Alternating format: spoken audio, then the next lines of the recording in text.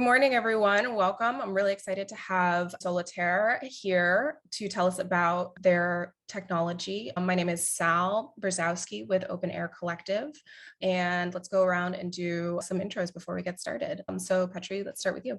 Hi, my name is Petri Laasko, and I'm the CEO at Soletair Power. Yeah, I'm Adina, and I'm also a volunteer for OpenAir Collective, and I also work as a sustainability consultant for Latitude Compliance. Great. Awesome. So we're here today to talk about the exciting work that Petri is doing at Soletair Power. So why don't we just dive right in and tell us about what exactly it is that your company does? Yeah, Soletair Power does direct air capturing units, and we focus on making those integrated with building HVAC systems, so heating, ventilation, and cooling systems. And this way we can introduce low CO2 environment into the buildings and make people perform better indoors. So basically they can concentrate better in their jobs, and it's scientifically proven that this is true. And then we can turn that captured CO2 into some base chemicals or fuels or whatever customer wants. Or it can be also permanently stored if you want to do like negative emissions in a building. And those can be up to 50% of the building's CO2 emissions. So basically that's what we are doing. In addition to that, actually, we are doing also outdoor capture units, but we focus on the building related CO2 capture. Great. So for the building integrated, you said that it is drawing CO2 out of the HVAC system. So can you explain briefly what the benefit of reducing the CO2 in indoor building air is for worker productivity? Yeah, based on the, for example, one article from Harvard from year 2017, they found out that on average, every 400 ppm increase in the CO2 concentration indoors, so kind of doubling the present ambient CO2 level, makes us lose 20% of our cognitive function. Basically, what happens is that you get tired and you cannot focus and concentrate as you normally could. And that's why you cannot make such a good decisions. So that's the kind of the science behind it. Great. So this improves indoor air quality. That's awesome. And once you take that CO2 out of the HVAC system, what is the process of then putting that CO2 somewhere else? Well, yeah, there are several processes, of course, but first we have a process called temperature swing absorption that we capture the CO2 from the unit. We do it once a day. We capture the whole office day to keep the low CO2 level there in the office, and then after capturing that CO2 in pure form out, we can use different synthesis processes together with hydrogen to make different kinds of hydrocarbons. For example, the easiest one would be making renewable natural gas, for example, within the building. If the building is connected to a gas grid, then you can just pump the gas into the gas grid, and in the same building you can utilize, or along the network you can utilize that renewable natural gas. You can do liquid fuels also, or some other forms of hydrocarbons. Or then one idea could be that you can utilize the CO2 in the beverages, for example, make carbonated water or soda drinks. But that's not going to make the permanent sequestration of CO2. So basically, if you want to make a permanent thing, then you need to transport the CO2 away and store it in a way that is eligible for carbon credit. Great. So that's interesting about the difference between permanent sequestration and kind of using that recycled carbon in a circular economy sense. So, we know that when we sequester carbon permanently, that's creating negative emissions. That's a great thing. But why exactly do we want a circular economy with recycled carbon? Why not just put it away permanently? Well, I think that even though there's an advanced electrification scenario ahead of us, our economy runs on oil nowadays, basically. That we use natural gas, we use liquid fuels. And for example, ships and airplanes, they will need fuels in 2050 still. And we shouldn't be using fossil fuels anymore. And with the synthetic fuels, we can just recirculate the same CO2 over and over again, and not like adding more CO2 to the atmosphere. So even though we would be running the same kind of engines and so on, but we wouldn't be adding more CO2 into the atmosphere. So this is the why we should be utilizing those synthetic fuels before we can transition to completely carbon-free society. Great. Awesome. So tell us a little bit more about how the system that you guys creates value for your customers. If a business owner wants to install your system, what's their drive to do so? Yeah, we are offering completely new business. So first of all, we think that the business will pick up best from let's say that there's an IT company operating in a commercial building, and they want to get the best indoor air for their employees. Yeah. And always the project should start from the beginning, that we will measure the CO2 level in the building, that we can really add value to the end customer. And then we give a promise that if we take out the CO2 level never goes above certain point. And this way we can show that with the scientific background that your people will work, let's say 5% more efficiently.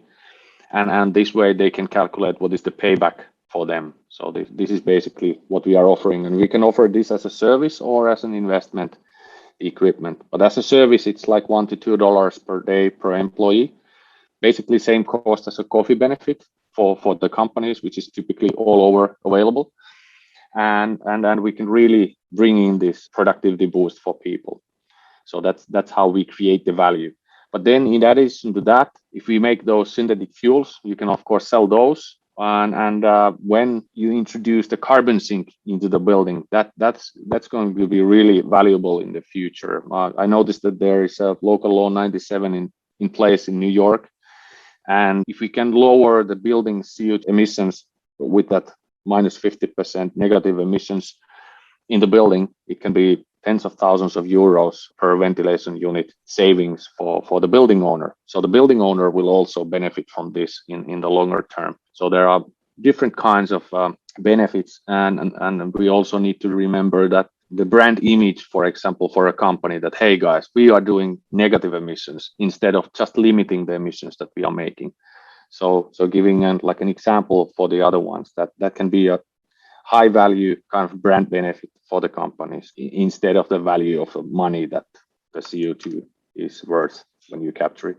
Yeah. So, we're going to kind of see, similar to the cruelty-free movement and other things like that, or the certified B Corp movement, how, consumers care about the business practices of the businesses that they're patronizing. And so that brand image is going to become really important. That's really interesting. So what are the things that governments can be doing in order to help promote your type of technology and other technologies in this spaces? Obviously, you mentioned Local Law 97, and a lot of other cities and states are enacting legislation that, de-incentivizes fossil fuel use. But how can we incentivize positive technologies? Yeah, I think the investment subsidy is, of course, one, and tax credits is one. Depends wherever in the world you are, but now we're speaking about the US.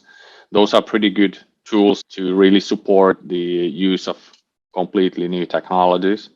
And then when we speak about negative emissions, then there's only certain type of technologies that you can really apply. And there are different carbon capture methods to limit the emissions when you take it from point source. So there needs to be also a difference between these two, because they are completely two different things, limiting emissions and making negative emissions.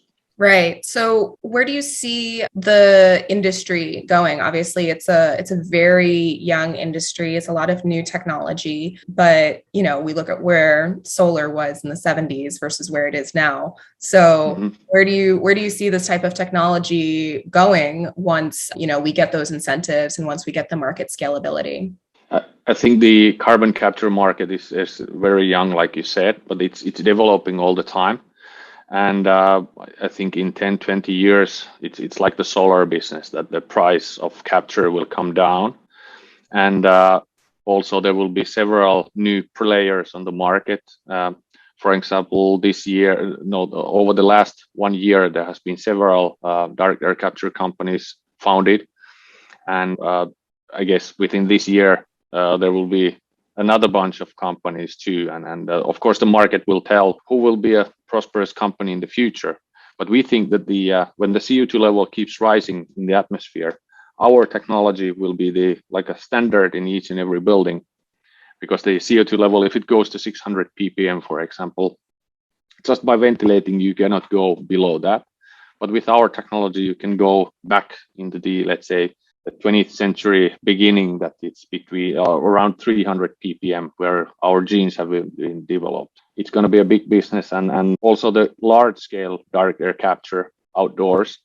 When we hit the, let's say, $100 or euros per ton price level with the bigger systems, it starts to be a really profitable business, and we can really make those negative emissions and help stop the climate change. But of course, there are also other tools than direct air capture. It's not the only tool in the future that we can utilize, but it's one of the tools anyhow.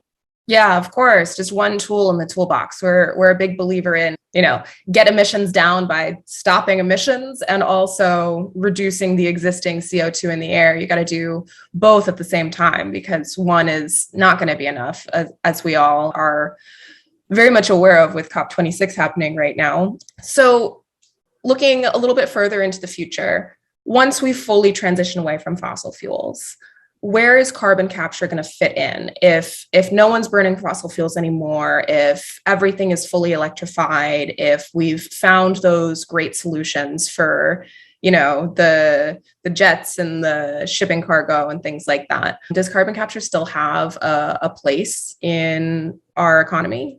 I think that your vision will take, I don't know, 100 years or more. So before that, we will certainly need direct air capture and other carbon capture methods, because, for example, in Siberia, the ground that has been on ice for, I don't know, tens of thousands of years, it's melting, and there's a methane coming out and all other things also. So CO2 in the atmosphere is not going to be out of there completely anytime soon. So I think this technology is here to stay. Yeah, at least for the next 100 years, probably, because it's gonna take time. Yeah. I cannot recall what's the number, like 800,000. Well, I don't say any numbers, but it's a huge amount, and it will take tens or even hundreds of years to take it out to really restore. And stopping using fossil fuels might take also like not 100 years, but tens of years anyhow.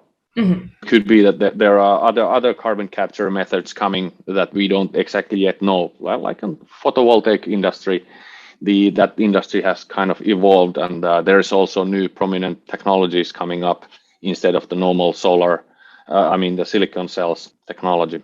Yeah, I've seen things like organic photovoltaics that are flexible and things like that. So who knows where carbon capture is going to go in the next coming decades. Adina, do you have any other questions for Petri? No, it was an absolute pleasure to meet you and to hear about your company and what you guys do. And I really also feel like, oh, wow, my company should work with your company. But in general, I think everyone in the climate industry, we work together because we realize that all of these are puzzles to one big solution.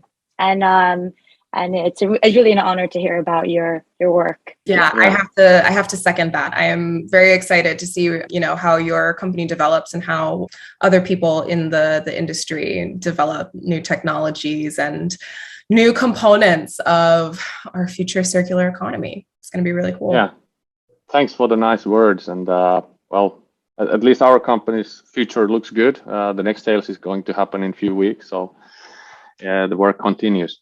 Great.